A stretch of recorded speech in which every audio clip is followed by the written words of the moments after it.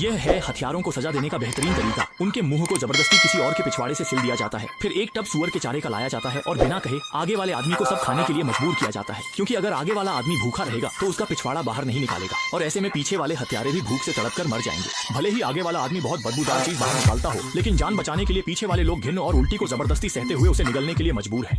3 दिन और 3 रात लगातार यह सिलसिला चलता रहा और मल की बदबू ने हथियारों को पूरी तरह तोड़ दिया। निराश होकर वे विरोध करने की कोशिश करते हैं, लेकिन अब उनके मुंह मजबूती से पिछवाड़े से सिले हुए हैं, इसलिए चाहे जितना भी संघर्ष करें सब बेकार है। सुनिश्चित करने के लिए कि सभी लोग ठीक से खा सकें, विचारशील जेलर रोज पास आकर ध्यान से उनकी पिछवाड़े की जांच करता है। अगर वह देखता है कि कोई मुंह खोलने से इनकार कर रहा है तो उसके लिए सज्जा में तेज आवाज वाली गोली इंतजार कर रही है। इसी तरह रोज जेल में हत्यारे लाए जाते हैं। शुरू में वे सोचते हैं कि जेलर उनका कुछ नहीं बिगाड़ सकता और वे जेलर को पागलों की तरह उकसाते हैं, लेकिन इसके बाद जो होता है वह उनके जीवन भर भूलना नामुमकिन बना देता है। सिर्फ देखा गया कि ऊपर खड़ा जेलर तुरंत ही बेझिझक बेहोशी की बंदूक निकालता है, तेजी से उसमें बेहोशी की गोली भरता है और बिना कुछ कहे सीधे हत्यारे पर निशाना साधकर गोली चला देता है। इसके बाद जब सभी लोग बेहोश हो जाते हैं तो वह तुरंत ही क्रूर सजा देने का आदेश देता है। डॉक्टर द्वारा ऑपरेशन टेबल पर की गई एक प्रक्रिया के बाद बहुत जल्दी हत्यारे को सिलकर हजारों मीटर लंबा एक लालची सांप बना दिया गया। वे एक दूसरे के सिर और पूंछ से जुड़े हैं, सांस नहीं ले सकते और उनका भोजन उनके आगे वाले साथी का निकाला मल है। यह देखकर सभी हत्यारे भूखे भेड़ियों की तरह बड़े कौर लेकर खाने में लगे हैं। जेलर के चेहरे पर तुरंत संतुष्टि भरी मुस्कान आ जाती है। इतनी क्रूर सजा भुगतने के बाद अब शायद हत्यारे दोबारा कभी मनमानी नहीं करेंगे।